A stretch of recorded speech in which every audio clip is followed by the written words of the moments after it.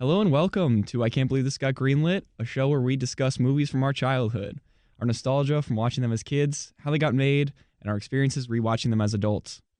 I'm one of your hosts, Nick Warner, and across from me, as always, the wonderful Matthew Pelton. Hello!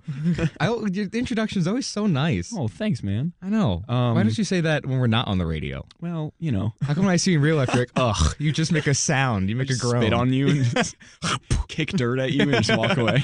Then all of a sudden, Monday, 7 p.m., oh, he's so wonderful, guys. I don't know. Thanks. Anyways, this is an absolutely wild episode we have for you guys today. It is. We're talking about the Cat in the Hat live-action film from 2003. Yes. And I figure just because of the just sheer amount of content, we should just jump right into stories. Okay, before we jump in, Yeah. I have been preparing to say this to you. Yeah. And it's on air, but this was a very important thing I had to talk to Nick about. As you know, if you've listened to the show before, every week the choice of movie gets rotated. So Nick picks one, I pick one, and vice versa. So the first episode, Nick chose Shark Boy and Lava Girl. Yeah. I picked the next one. Well, okay. Next one I picked was Boy Who Cried Werewolf. Also great, but lost forever. Yeah, sadly got lost, so Nick was very gracious, and he's like, you know what, you can pick the next movie because you lost your episode. It was very kind. Appreciate that. Yeah, I appreciate it. I didn't think it was much, but It was nice. So I picked Hop, yeah. and that was pretty fun. And then it was your choice, so you picked Cat in the Hat. Mm-hmm. I was like, okay, no problem, right? So a couple of days go by, I still haven't seen it. And I'm sitting there and I'm thinking, it was like 3 a.m. I'm thinking about the show. I'm thinking about like our friendship and I'm just getting really like sentimental. So I send this big, beautiful text to Nick. Which, by the way, I woke up to. Did you? Yeah. And I was like, what happened last night? I was just feeling good. I was like, so I sent this text. I was like, hey man, thank you so much for allowing me to be a part of the show with you. And I already see where this is going. Just know I love you so much and I love this show and this friendship means so much to me. Thank you so much. And it was really like, it really meant a lot to send that. You know what I mean? Because you mean a lot to me and I love doing this show. And then the next day I watched The Cat in the Hat. And I take back everything I said to you. I cannot believe you forced me to do this today. Dude, this is one of those movies where the idea of watching it as a kid was only like, I know I saw it. Okay. And I know that I have an insane amount of trauma behind it. So I think I just needed this episode to kind of break through and discuss that trauma. So this is literally a therapy session for me. Yeah, this is therapy for you. That's why you forced me to watch this. That is exactly why. I don't want to say movie. You forced me to watch this thing. It's literally an SNL sketch. Like both movie is an SNL sketch and also there is an SNL sketch about how bad this movie is. Is there really? Yeah. I did with not Bill know Hader that. as Cat in the Hat. Why didn't you make me watch that? That would be a whole episode on that instead. We gotta check that out after. But yeah, so you were telling me before, because I mentioned this movie and you were like, I've never seen it. Yeah, so it's a little complicated, my history of this movie, because actually I totally forgot. So I thought I'd ne's seen this film. And then oh boy, I went to go watch it yesterday, where I then lost all my appreciation for Nick and I want to quit the show. That's so sad. So I was watching Cat in the Hat, and I was like, wait a minute. It looked familiar. So I was like, I've seen this. Well, there's plenty of memes. Well, that's true. Yeah, the bat, which we'll get to because that's part of my trauma. Oh, yeah. So my memory of this movie, actually, I called a couple people to confirm, is I watched this in high school with a couple friends. But the thing was, we were all talking and goofing around, so we didn't really pay attention. And actually, I don't remember this, but we didn't finish it. Because even though we weren't paying attention, it was still the worst thing we'd ever put on. Yeah. So we knew we had to shut it down. Dude, the best way I could describe this movie is a term that I don't know if I came up with it or a friend came up with it or I heard it on a podcast or somewhere. Okay. But the way I describe this movie is eye bleach.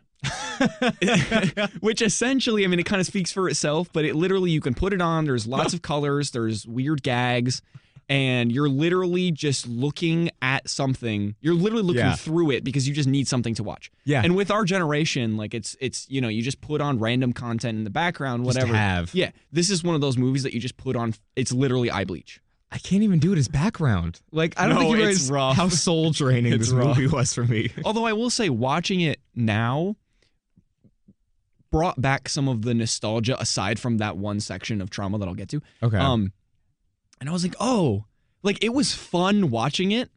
But then I was like, what? Similar to Hop, where I was like, I had a good time watching it. But by the end, I was like, that was atrocious. Yes. Like atrocious is not even the word I can describe. This I already started a ranking, which by the way, I need to bring this up.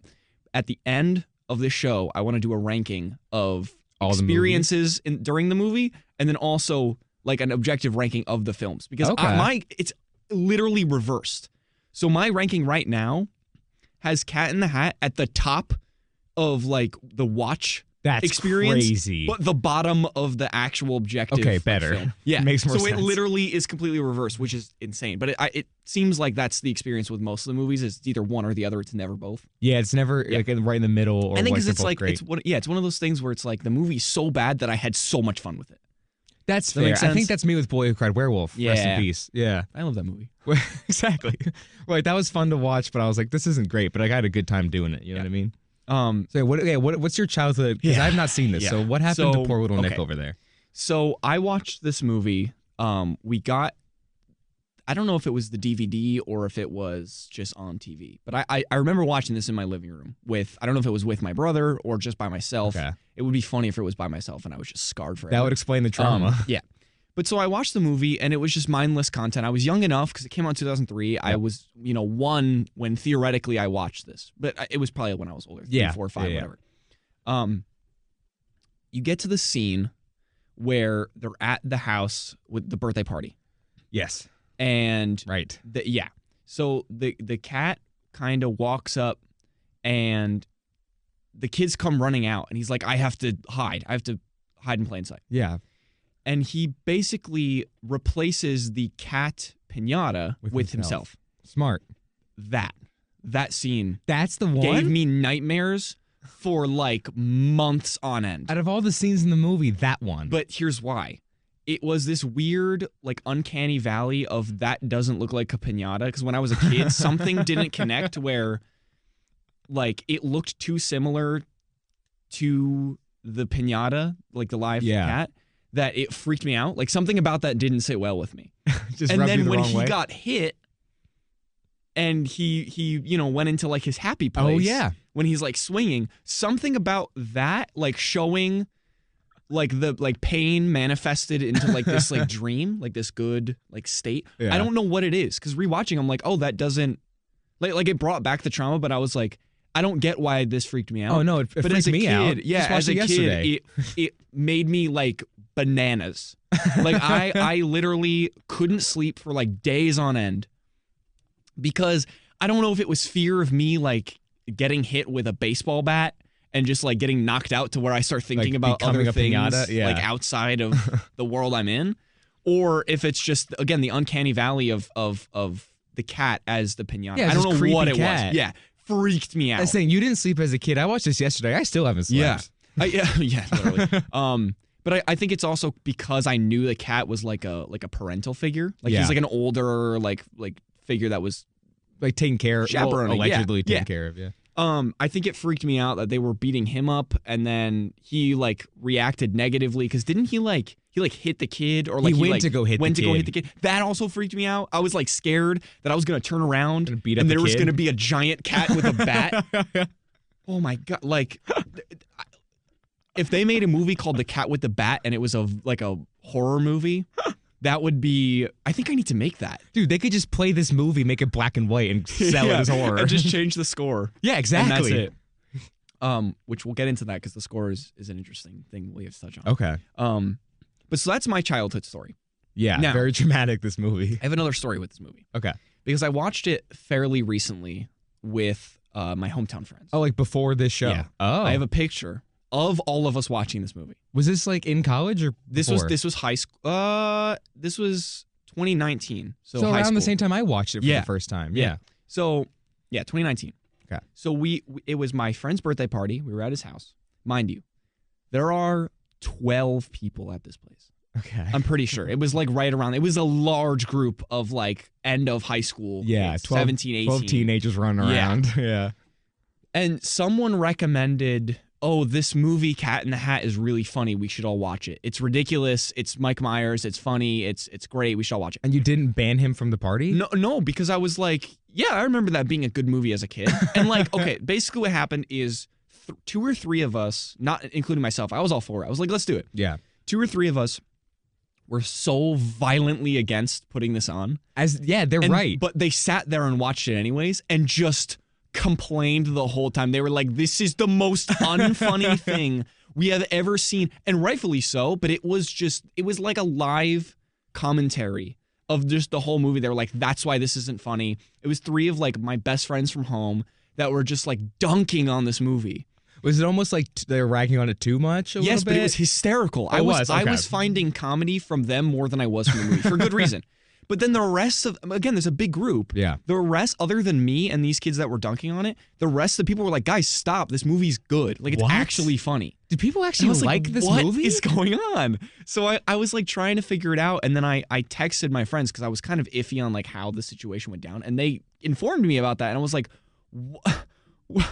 what? That's bizarre. It's awful. But so we finished the movie, and by the end, like, because it's an 82-minute film. It's not that long, but it felt agonizingly lengthy. Yeah. And so by the end of it, everyone, including the people that were like trying to be like, guys, hey, it's great, we're like, oh, you're right. This thing stunk. And we all, for the rest of the birthday party, we were all in such a sour, down mood. We were like, why did we do that? I think it was like 5 p.m. and we all were just like, all right, I guess we go to bed.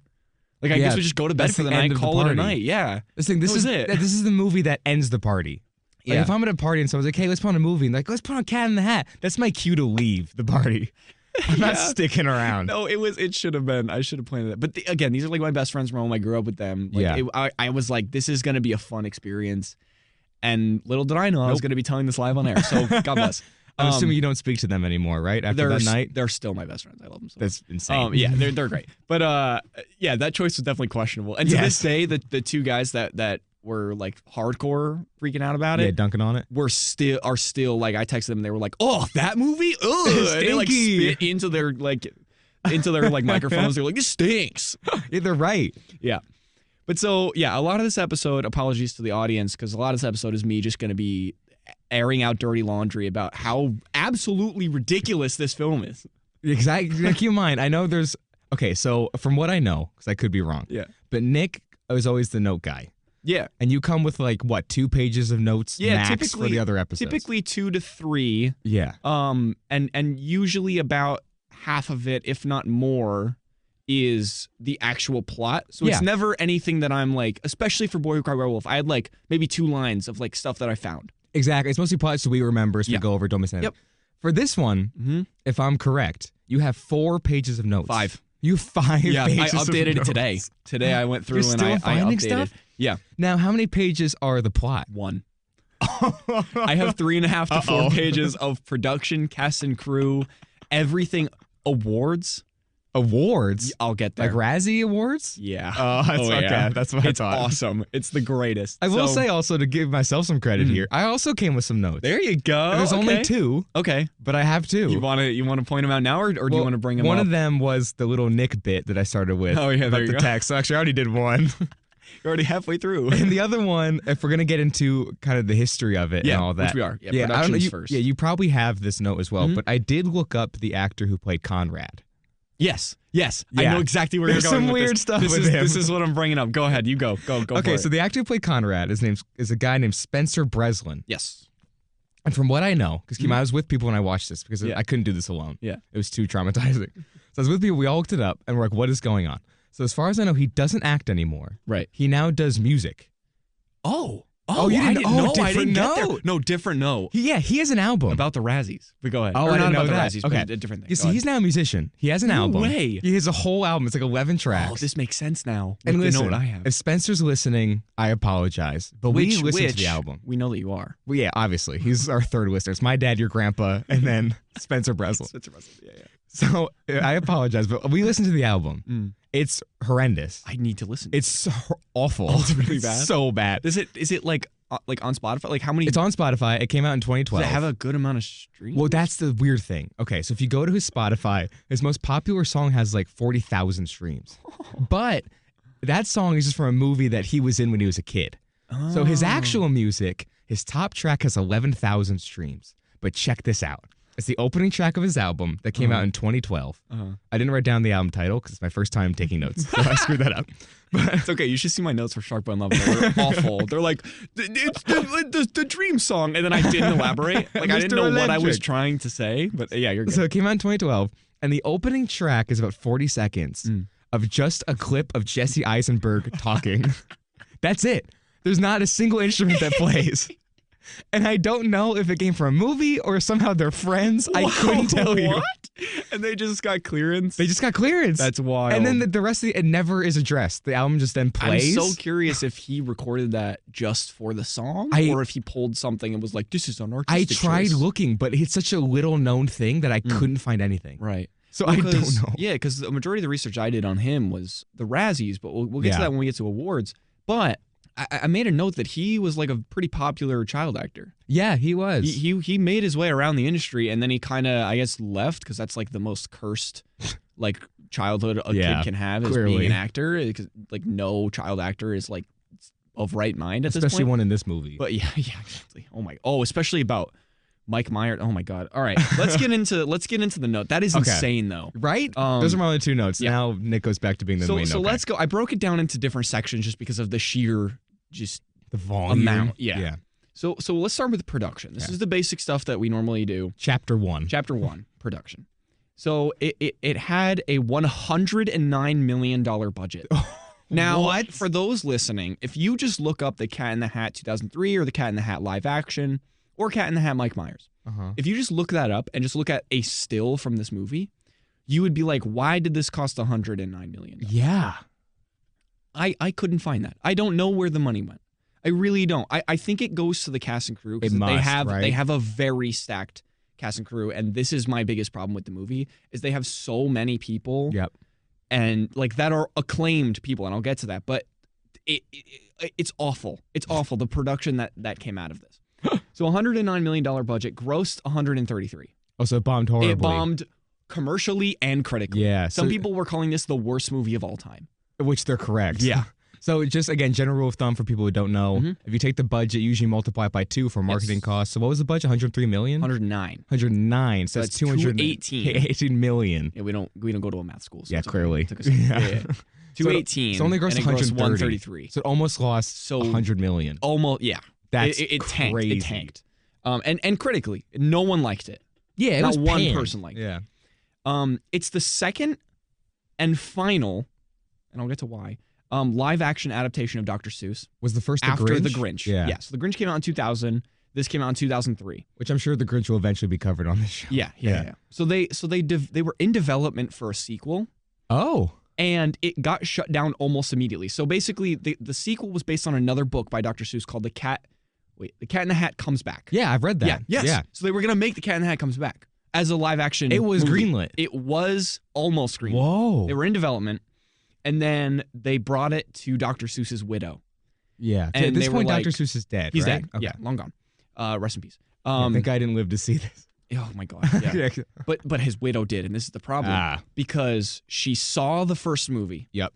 Hated it so much that she refused any other live action adaptations of her husband. Ever?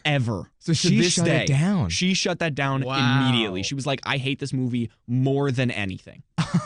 Which is crazy. That's wild. Yeah, so like I said, the movie came out in 2003.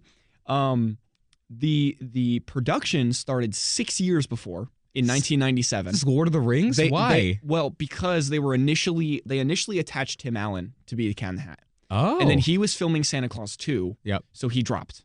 And then I guess they were just in like a development wasteland because they didn't start filming until October 2002. But the production only took 3 months. The entire production took 3 months to film. $109 million budget, 3 months. So October to January, so 2002, 2003. Yeah. And then they released it in November of 2003. So a pretty quick turnaround for a movie, aside from development. Especially for such like a big blockbuster movie. Yeah.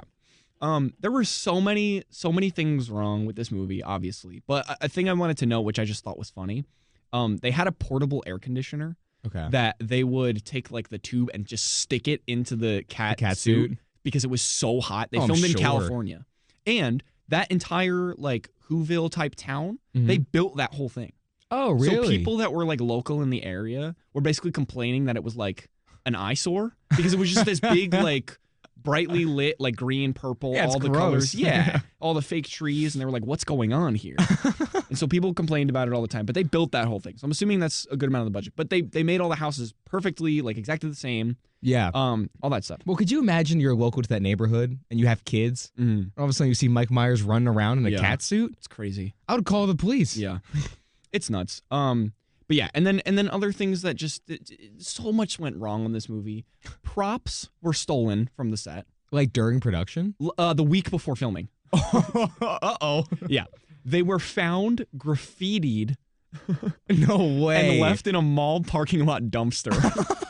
Which I just thought was hysterical. That kids were just like, this movie blows. And they just took it and just... Dude, they knew before the movie even finished. Yeah. And dude, just to add insult to injury, there was constant smog in the area. So all of the shots of like wide shots with like the big colorful blue sky, that's all digitally replaced. Because it was just constant gross smog. weather. Disgusting. So that's all I have for production. Dude, that's not a sign that you should shut this down. Dude, wait till we get... So let's get into cast and crew because this is the part that blows me away more than anything. Okay. So this movie, I'm so excited. I've been waiting all week for this. You've been hyping up these 5 pages. I've been hyping up, dude. It's crazy. So this movie's directed by a guy. His name is Bo Welch. Yes. Or Welsh. Yeah. Welsh, whatever. I remember looking him up too. Yeah. Basically, he was very well established in the industry prior to this movie, but as a production designer. Yeah, not as a director. Main guy. Yeah. Yeah. So he is a 2-time Emmy nominee, 4-time Oscar nominee. Whoa. And 1-time BAFTA winner, and he won that for Best Production Design on Edward Scissorhands. Oh, wow. So a couple Very of the work. Whoville-esque. Yeah. He again, this is his first movie directing. So Yeah. he only did production design. Yep. So he's worked as a production designer on Edward Scissorhands, Beetlejuice, Ghostbusters 2, Batman Returns, and all 3 of the Men in Black movies. So it kind of seems like he'd same be perfect. vibe. Yeah, it's very Seuss-esque. Tim He Burton. didn't do production design on this, which makes no sense. But Yeah, they wait. brought him on as the director, and it's his directorial debut. Oh, what a start. After all of that, 4-time Oscar nominee, he won a BAFTA, multiple Emmy nominees, all this stuff. And then he made his directorial debut with Cat in the Hat. Yeah. As and any then- great director does. Right, exactly. Yeah. And then after that, he never directed a film again. This was his one and done movie. He quit? Yeah, he quit. This is the end. He directed some TV after that. Like I think his most recent credit was 2019. He directed some TV Just series. like an episode or something? But he never directed film again. Wow. So that's the director. Do you think he tried and they shut it down? I'm sure. I don't know because just the stories I've heard about this production, this set, the whole thing from start to finish, I can't imagine at the end of that he was like, let's do this again. I'm sure he was Thought he was miserable. He had a bad Absolutely. experience. There's no way this guy was like cheery on this set. No way. Seems like no one was. Yeah. So this is the part that, because I knew who this guy was. I read this name and I was like, no way this guy DP'd this film. So the cinematographer for this movie, drum roll please, is Emmanuel Lubetsky.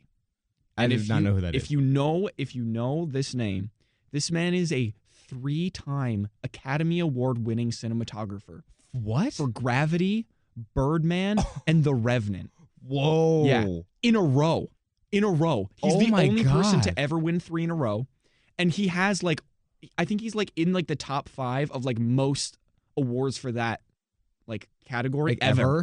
So I'm sure, have you heard of Roger Deakins? Yeah. Yes. Very, very famous cinematographer. Yes. If arguably the most famous cinematographer ever of all time. I would he think only has so. 2. He's up. Oh, he only has 2. Or maybe he has 3. I think he has 3. But it's still, he's tied. caliber. He's top notch. The guy that did the Cat in the Hat Yes. has some of the most Oscars ever. For and he is the most like decorated, one of the most decorated cinematographers of all time. Recently, he did Amsterdam. Even though that movie was a bomb, it looks stunning. It looks great. This guy is incredible. And then you look at this movie. What happened? And you're like, what? And mind you, this is before all of his Oscar stuff, so he did this and he probably had like a deep religious reflection and was like, I gotta figure this out. Because it seems like, because keep in mind, I don't know any of this. I'm here this first time. Mhm. So the director is well respected. Yep, as a production designer, but still, he's done a lot of Tim Burton stuff. He's very in that Seussical world. Like that should have been a good fit. Mhm. The cinematographer has won 3 Oscars. He's literally record breaking. He's up there with the other record breakers. Should be a good fit. Yeah. So what happened? Well, get ready for this. The writers of this movie. Okay. Dude, 3 writers, literally famous. This is their like most acclaimed work. They like are 3 very famous writers for Seinfeld. What? Yeah. And they've produced and written for a bunch of other shows like Barry, like the Bill Hader show. Yeah. Curb. Oh my God. The God. Dictator, The Simpsons, Veep, and SNL. These guys were all SNL writers. What? Yeah. I do not know. I get the connection with Mike Myers, and that's probably why they got brought on. But it's crazy. You have the writers, what is going on? The cinematographer, the directors. This should be a smash hit. Easily. And the producer was so passionate about the Dr. Seuss books that he like shoehorned this into like existence. So he was like, hey, I feel so confident about this project. Yeah, because he also this could produced work. The Grinch. Oh, he did? Yeah, so this was like a back-to-back. That's kind of why it like all looks the same. Now, okay, I will say, I don't know about you, but for what's How the Grinch Stole Christmas, right? Jim Carrey. I'm not a big fan of that movie either. Interesting. Out of the two, I mean, it's better than this I definitely one. like it better. Yeah, oh yeah, it's not even close. But out of the 2 live action Dr. Seuss stuff, I find that both aren't great. I think the more animated stuff, especially from earlier, like the old school Grinch that you can get in like VHS, that was good. Yeah. But the live action stuff wasn't great. So maybe it's the producer's fault. Maybe. There's got to be some explanation for what happened. I don't know, but this team was literally stacked. It's kind of like how Amsterdam went. They had this big stacked team. Huge cast, too. And it just flopped. It was awful. It tanked horribly. I actually initially liked that movie, and then I thought about it for like 20 minutes, and I was like, oh, that actually sucks. Yeah, no, I think I fell asleep. Yeah. So, talking about the score a little bit, this was one of my favorite things about the movie. It felt very whimsical. Yeah. It was very lighthearted. It was very fun. It actually reminded me a lot of going to Universal, because as most of you that are listening know, I did the Disney College Program, all that stuff. Mr. Disney. Mr. Disney. I went to Universal a lot, and they have like a whole dedicated land to Dr. Seuss. Even after this? Yeah. They didn't destroy it immediately? Yeah. But so the atmosphere of the music kind of put me in that headspace of, oh, I'm having a good time at a theme park. It's great. It was so gotcha. great. But then if you like open your eyes and like look at the visuals and like listen to the jokes, then it makes you want to throw up. Well, that's my thing. So I never thought about the score, really. So when I was watching it, here's that. When I was watching it, I hated the score. Only because of the movie that it was following. That's fair. So now that you say that, I'm like, oh, I wonder what would happen if I went back and just listened to it. Yeah, not actually watched the movie. It's actually really good. I'm sure. I'm sure it's on Spotify or somewhere, and it's really good. It was composed. So David Newman, Randy Newman's cousin, I was about to say, did the score for this. Randy Newman was initially the guy on the score, and he did songs for this, and they hated them and threw him out, and was like, "Get your cousin." Wow. And so they fired Randy Newman. Yeah. That's my point. There's so many things about this movie, dude, that like make no sense. Like you have this. Again, it's before his time with the whole Oscar thing, but this cinematographer that is like top of the game. Yeah. And I don't know what happened. Like he just went and like did like a silent retreat for 10 years and then won 3 Oscars back to back to back. It's unheard of. This should have been like a beloved children's class. This should not be on the show. Exactly. To be honest No, with it should not be. Absolutely not.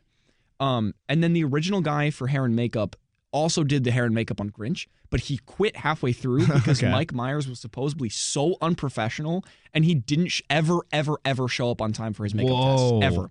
And dude, Myers, let's talk about him for a second, because he seemed like a nightmare to work with on this. Really? Big time. He is riding Shrek fame at this point. But yes, but it was awful. I found tons of accounts of like ridiculous things that just completely irked people that like either made him quit or just no one came away from this and was like, Mike Myers is a cool guy. Let me for example, he would only talk to his assistants and the director. He would never directly speak to anyone else unless they were like filming promo for it. So like lighting, nobody. No one. He was like, I'm only talking to Bo Welsh and my assistant. Okay, so not the best dude. He forced retakes because he thought, because the SNL guy, he did his whole Wayne's shtick. World, all that, yeah.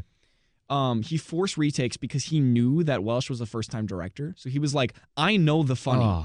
So I'm going to make you do this because I'm going to take advantage of you. Yeah. And we're forcing retakes because I know what's better. So he was just like a nightmare. He was awful. Yeah, that's awful. And this one I thought was funny because there's a ton of them, but this one I thought was especially funny.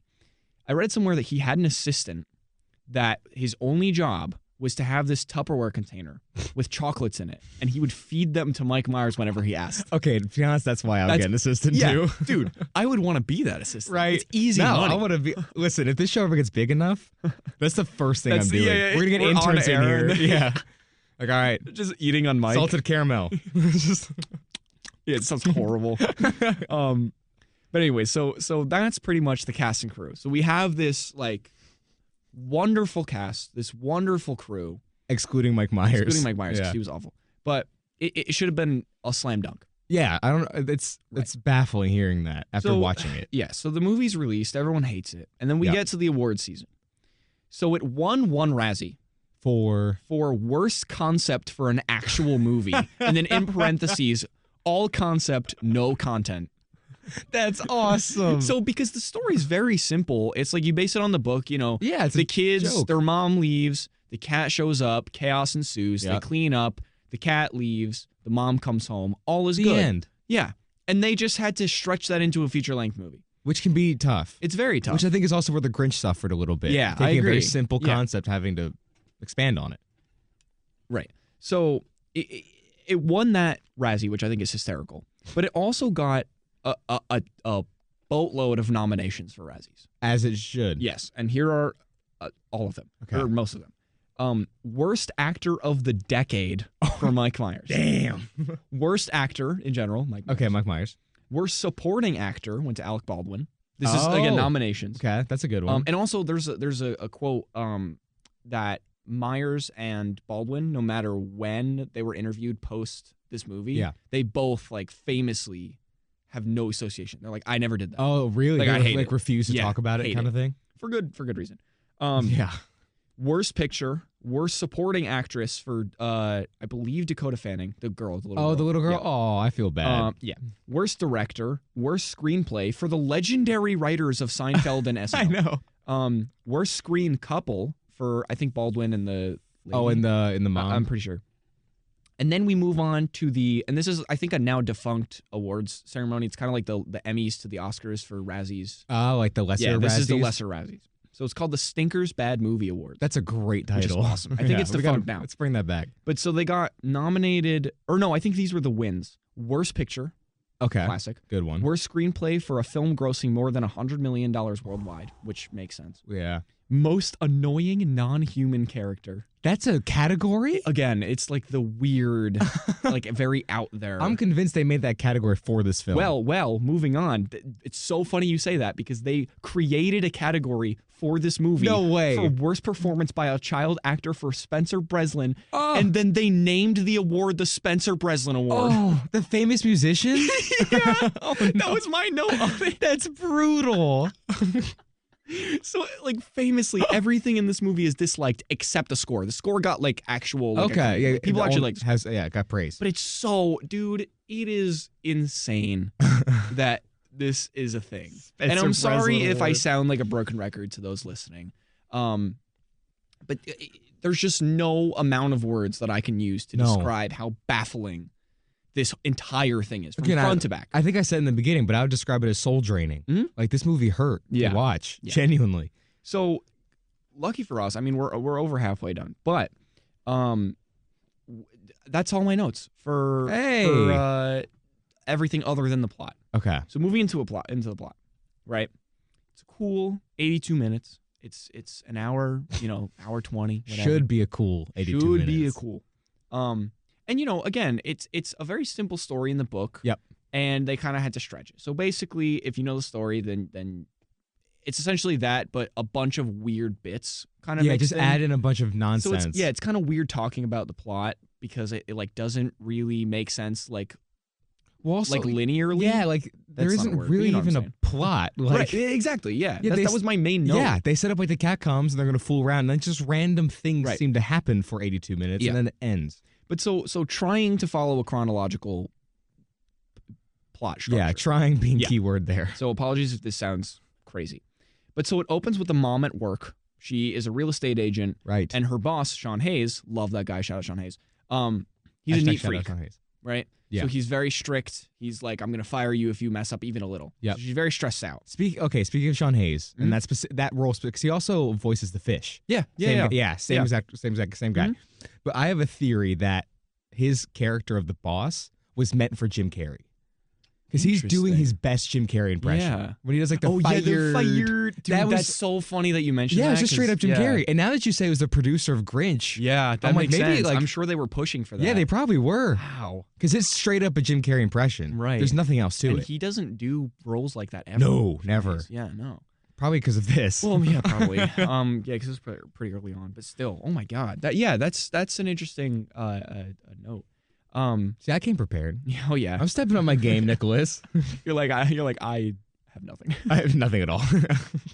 But yeah, so we find out that the mom is hosting like a get together for the work. Yeah, some sort of party or something. And so she needs her house clean again. Yes. Because the boss is a neat freak. She's gonna get fired. Like spotless. Yeah. So the mom gets home from work, and then she's called back to work, and this is kind of where we kind of establish the characters of her boyfriend and the kids. Yep, boyfriend played by Alec Baldwin. Baldwin, and then we have Conrad, the little boy, and Sally, the little girl. Yes. So famously now played by Dakota Fanning. Yes. Yeah. So the boyfriend is just a couple notes. He's untrustworthy. He's sly. He's seemingly using her. Yep. And also his main shtick is he wants to send Conrad to military school. Yes. Wants him out of the picture. Exactly. So he can sneak his way in. Plot point that they added to the book. I think that's what Dr. Seuss intended when he wrote it. I'm sure this is what his widow absolutely loved in this movie. Yeah, that's the one part. Yeah.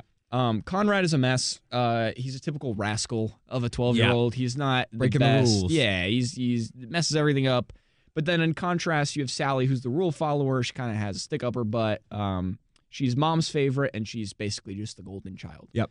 Polar opposite. That's kind of what we establish. And then the mom gets called back to work, which I found out later that the cat in the hat was the one that like called her. Oh, is that like true? The client, his name was like Feline or something like that. Oh, but like the main boss, Sean Hayes, like pronounced it wrong, and then he was like, "Oh no, I'm sorry, it's pronounced feline." And I was like, "Oh, that's the cat is like the reason why this whole thing happened." This movie's genius. It's literally mind blowing. From the writers of Seinfeld, Curb Your Enthusiasm, Barry, SNL. Comes the newest 2003 live action movie, The Cat in the Hat. Hat. Oh no. Oh no. Hat. Anyways, so the mom leaves, and now we get the babysitter. Yes, this is right. This is Quan. Yes, who the cat tries to kill at some point. Yes, so she enters, and she is just like this slop of a woman. Yeah. She just, sorry, that's so mean.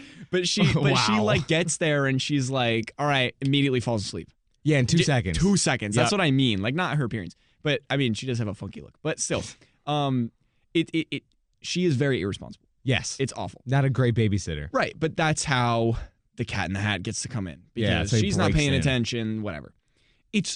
I made a note that it's so incredibly frightening how the cat is introduced. Genuinely, dude, I don't know how that didn't scare me as a kid. That's why when you said that one scene, I was stunned because there's so many other moments in this movie. Exactly, they're all frightening, but this one specifically, or like that one specifically, was what frightened me, not this one, which is bizarre, crazy. But the intro, from my memory of the intro, because it really is terrifying, is there's like this knock at the door upstairs. And you would have this scene where it's this slow pan of the kids turning around. Like, what was that? So scary. Have you just changed the score and turned down the saturation? Yeah. It could be a horror movie in 2 seconds. Dude. And especially like when they're upstairs and they're creeping around, I like almost closed my eyes. Yeah. I was like literally peeking through my, it was a little fingers. frightening. And I was like, what's going on? And then they turn around and it's him. Yeah. And then you're like, oh, okay. So he's introduced. He's a nut. He's crazy. Now, can we talk about his appearance? Sure. What do you think about the look of the cat? Dude, it's frightening. It's horrifying. Yeah. I thought the Grinch looked much better. Much better. And it's pretty much the same people. So, because the Grinch, like, keep in mind, that's a fictional thing. That's not a real animal. But the Grinch looked like it was real fur. The face looked real. But when you look at this. Well, it was real fur. Well, that is true. For the cat. Well, was it really? It was like real, like hair and fur. So what? It doesn't look like it. No, I know. Yeah, that's what I'm saying. It makes no sense. What happened? I don't know. I don't understand this movie. This is the one episode I'm sure that we'll ever have that we're just literally like, I do not know what happened. I'm quitting. I know. I'm quitting the We show. both just left and it was radio silence for the next 20 minutes. We didn't put the music, but it's 20 minutes of just pure silence. That's what this movie deserves. It's crazy. But then you also like the cat is kind of a creep. Kind of. He very much is. He gets riled up over a picture of their mom. Yep. His hat kind of like goes up. And I don't it's even know like, if we can talk about it on the show. Probably we have not. rules we got to follow on this thing. It's crazy. He makes inappropriate jokes at inappropriate times. He just does so many strange things that like as a kid it just. And there's the one, not famous obviously because it comes from this movie, but this is one relatively famous joke that comes a little later in the movie. And again, I'm not even sure if we can really talk about the joke because we have to follow WECB rules. Let's just say there's one that's not a rake. Yes. Yeah. It's a gardening tool. yeah. See what I did there? Yeah, that was smooth, actually. And I was stunned. Like, I think I paused the movie. I'm like, they really just did that. Oh, dude, because they include the word dirty in it, too. Yeah, they totally go for the kill. But yeah, so we get introduced to the cat. He's a wild dude. Yeah. He's just wild. And these kids are, like, freaking out, but then they're immediately like, oh, okay. This is cool. Yeah. And but so he's wild, not in a fun way. No. Like as an audience member, like this is a nightmare. Right. And the fact that I have to now spend the next 70 minets with him is you're dreading the rest of the movie. It's brutal. But yeah, so the cat basically he explains at the very least he explains the reason why he's there. He basically says that Conrad is a bedwetter and Sally is a control freak. Yes. And he's there to help. Right. Yeah. And the way he explains that he bursts out into song and dance to explain it. I haven't forgot that happened. I have literally just read that off my notes. Totally forgot that. Right? Yeah. He's in a full like fruit bra, the whole thing. And then the fish starts talking, which the kids don't realize that that's a thing. No. And they have no problem with it. And they don't even linger on that for 1 second. No, just the fish speaking. They're like, oh, now. it's the fish. They're like, what? Anyway, moving on. Yeah. But like you said, it's also Sean Hayes. And then he basically says he's the voice of reason. He said the cat shouldn't be there, and that the mom's gonna get all upset and all this stuff. Which that is from the original book. Yes, the fish. Yeah, which is a cool little. Which is awesome. By the way, the fish art in the book. I guess all the art in the book, but mainly the fish as a kid, loved. Yeah, that art is awesome. That art still holds up surprisingly really very cool. well. But then when you get to the Cat in the Hat ride, I'll talk about that for just a quick second. Okay, dude. They need to update the thing because that is arguably scarier than this movie. No, because come on, I'm not a big amusement park guy. So do they have a Cat in the Hat ride at Universal? They do. Oh, I didn't know that. Mm-hmm. And they have. I think we counted them one time because it was just there's never a wait. You just go on whenever you want. Okay. Because no one likes that ride. It's frightening. But they have like I think upwards of like 15 cat animatronics, like individual because it's throughout the ride. Yeah. And then like 15, give or take, fish animatronics. Okay. And the eyes look freaky. The cat is Doesn't like translate well because it's such an old ride. But it looks horrible. Well, I think we learned from not just the ride, but also this movie that this. I don't think it can be translated leave it into as real a life. Cartoon. Yeah, they did make like an animated like TV show. I think back in the 70s. Well, because I don't know if it was. It probably was the 70s, but I remember watching some form of like PBS, something like that, and they had like a Cat in the Hat show, and it was great. It's fantastic. I loved it. Yeah. Well, that's what I was saying. Again, I keep bringing up the Grinch. I feel bad, but it's like the old animated Grinch thing that was like 20 minutes. That's flawless. Yeah. I think with Dr. Seuss, it doesn't work in real life. It's impossible. It's 20 minutes. It's like 20 minutes. It's awesome. Yeah, you're right though. It's just you don't need all the. No, you fill it in to make it. It just becomes a mess. And I written down in all caps. I am on Team Fish. I hate the cat. Yeah, the fish is so correct, dude. Like, I think I brought this up last episode, but it's like the Peter Pan thing where you rewatch it and you're like, dude, I'm on Captain Hook's side. Yeah, he's right. The fish is so right in this movie, and you're like, cat, get out of here. You're gross. You're a creep. You're awful. You're trying to change these kids. They need changing, but still, like, let them figure that out. Let them grow up. Let them figure it out. And the thing is, like in the book, they do a good job of making the cat himself likable. Like you read the book and you're like, oh, the cat's cool, man. Like I want to hang out with the cat. Yeah. In this movie, the cat's a wreck. Yeah. Like he's just a menace. Like he's never fun. He's never entertaining. In fact, I would even argue, I don't think the kids have a scene of them actually having fun. They jump on the couch for 2 seconds. That's the only scene where they're laughing. Right. All the other scenes, they're like, cat, knock it off. Like even they know this is miserable. So the fish is totally correct. Yeah. I definitely Team Fish. Hashtag Team Fish. Hashtag Team Fish. But yeah, so once the cat gets there, there's really no plot because, again, like I said when I was initially describing the plot of the original book, once the cat gets there, it's just the phrase chaos ensues. Yeah. That takes up like 45 minutes of this movie. Easily. Is just chaos that does nothing. Zero. Right? Like, zero. So basically, the way that the movie, and we'll go back to the bits, but basically the way that the movie ends is they have this box, they open this box, and they let a bunch of stuff out. The things are there. Yeah, thing everything. 1, thing 2. So they fix it. They get the lock. They put the lock back on the box, right? And then they clean everything up. Yeah. Right? And then the mom gets home. She kicks out Alec Baldwin. And realizes he's kind of creepy. Yeah, you know? the kids are changed forever. Yeah. They're good. They're like, now they know how to have fun. Cat and did a they're good not job. like garbage people.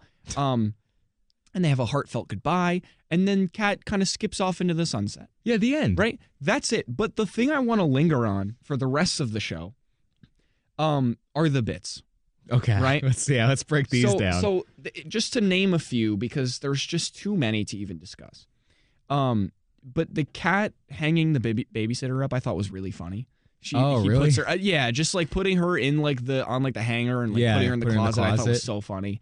The contract part where he had like all the other people. I will say, because again, I think I hated this movie more than you did. No, I didn't like it. Oh my god! But even the hanger bit, I didn't find funny at all. Oh, see, I just thought it was like, this is ridiculous. Written down on paper, it could be kind of fun. Like, oh, it puts him in on a hanger. But because it's live action, he looks like that. It all just translates as kind of freaky. Okay, yeah. So you're like, oh, he's trying to legit just murder this woman. Yeah, like, I mean, that's fair. There's just something that's a little off about every single bit in this movie. Yeah. I did think the quote from the fish when he gets thrown into the toilet and he said, "This is where they buried my brother." I thought that was funny. No, I hate it. No, I mean, listen, Awful. we're really stretching here, but this is just the stuff that you're trying your I'm best. Pointing out, yeah. The cat jumping on the couch was just ridiculous because you can clearly tell he's on strings. It's nuts. He's flying. It's like weird. Looking. It like looks very strange. Yeah, and again, it's very much from that like 2000s era. Like we can point out that was from our childhood, which I think is the main reason why the show exists. Is like these movies where when you watch them, you're like that. Yeah, they don't growing up for us. Yeah, like movies don't look like that anymore. Exactly. You know what I mean? And they never did.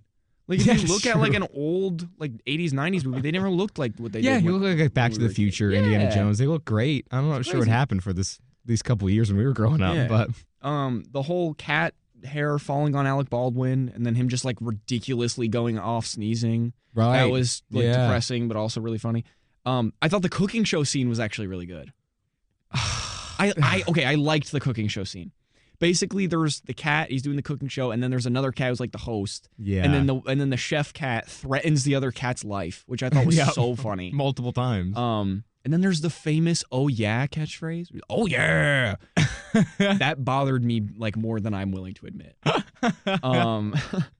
This whole movie bothered me more than I'm willing to admit. Yeah, it's crazy. I gotta be honest, you're going through all these bits, and it's bringing back my memory of watching it yesterday. Because again, I blocked it out.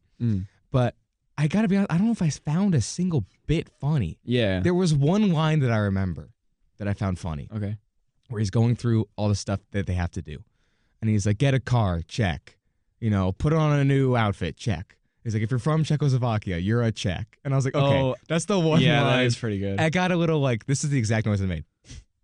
That's it. That's the only thing. Most you got. I'm gonna be honest. I think all of my laughing was internal for this movie. Oh, easily. Yeah. But yeah. So enter thing 1 and thing 2. You know, they open the crate and he's warned not to. All the bad does it things. anyway. I think it's the bad things of the cat's world. I think it's like a trans-dimensional portal, which is kind of like to his world. It's a strange thing to add because it adds so much lore to the cat. That's the plot. Yeah, that's the whole plot. What I mean? But so basically, that's the whole thing. Is like they open this box, it goes wrong because thing 1 and thing 2 just take control of they the do story. the opposite of what they're told to do. Exactly. Yeah. But so then they lose the lock, and then because it's like a crab and it like walks around and it goes on like the family dog and the dog escapes. the dog runs away. Yeah. But so then they eventually get the dog back, and they lock the box. But before doing that, they they ride Mrs. Kwan as a theme park ride. Right. And then they proceed to do a Universal Studios advertisement when they're riding Mrs. Kwan down. And like, because once they get down, they lock up the box. Everything is good. They have this cleaning scene, and then the movie's over. Yeah, that's the end. That's it. That's the whole thing. Now, are we allowed to even say riding Mrs. Kwan on the show? Are we going to get in trouble right now? But like as a vehicle, they just sit on her and they we got to make that very clear. Yeah. but yeah, that's it. That's the whole movie. It's bizarre. And then there's just this insane like Shark Boy and Lava Girl type CGI giant Like world Cat World. of Cat World. Yeah. Which adds so much weird like context and background to the character. Much. That they could need do to be a whole there. movie like in his world and like find the lore. Yeah, you like totally you said, the could. lore of his backstory. It's bizarre. It's nuts. And can we also talk about the one scene where there's this whole underground Cat in the Hat party going on? Oh yeah, Like this John Wick level like rave. So strange. And they're all wearing like cat hats. Yeah, they're all like all in on this guy. Yeah, like there's so many weird things they set up that made me like, I don't understand the universe of the cat. It's crazy. Like I think he's like worshipped almost. Yeah. I don't know. It's a very strange scene and one that I would like to eventually talk about more in depth. Yeah, well, one day we'll break this movie down for like 3 hours. Yeah. But so that's pretty much it. And if it felt like that whole middle section or just the plot in general was rushed, it's because nothing happens in this movie. Yeah, it's not a lot you can really It's literally talk about. just them lingering on a bit that they thought was funny. Yep. And like it doesn't progress the story whatsoever. No, and it usually lingers too long. Mm-hmm. You know what I mean? You have like the cooking scene that I think is like 10 minutes or something. Yeah. It's something ridiculous. Yeah, it's crazy. Yeah, it's insane. But anyways, so final thoughts. For me, I think that, like I said earlier, the score, it felt like I was at Universal Studios, which was awesome. It made me feel like I was a kid. Yeah. It was so fun. That was my favorite part about the movie. There were some okay bits, but the movie overall kind of lacked any sort of depth, like whatsoever. Yeah. There was no depth. It was literally just like it's not even like the bits were interesting or had any sort of depth that was progressing. No, yeah, whatsoever. it all felt so needless. Yeah. It was almost laughable how bad the character arcs were besides Sally and Connor. Yeah. Like everyone else didn't really have any sort of character arc. Not interesting whatsoever. And last thing is, it's probably the worst of every movie we've watched and probably will ever watch as far as holding up to now, like from childhood to now. Yeah, easily. I will say final thoughts on my end after watching this is this. I know I said this last week, so I feel bad for kind of repeating myself, but this was easily the worst watch I had of the 4 we've done. Like Hop, I kind of was like, okay, I remember why I liked this as a kid, but this one I was miserable to the point where, and actually I didn't tell anybody I did this, but I watched this movie with people. Yeah, immediately went back to my room and I watched another movie because I had to cleanse myself. Yeah, you had from to like this movie. One of my favorite movies of all time, the way back. I put that on. And I was like, I need something that I know is like it's gonna really make me happy. So I was up till 3:30 in the morning. I had classes the next day. I was like, I can't go to bed. That's crazy. On my last note of the day being the Cat in the Hat. Yeah, that's how draining this was. Like I really struggled to finish this thing. It's crazy. It was so bad. Made for a good episode though. Made for a good episode. Yeah. It's very fit. I think if anyone ever asked me like, hey, do you have an example of like a movie that fits your show? This is it. Easily. Yeah, this is the textbook example. And last thought, I can't believe this got greenlit. Thank you for listening. We can officially say this now, which is awesome. Yes. Tune in next week for Kermit Swamp Ears with our very first guest, Jonah Bowen. So excited about that.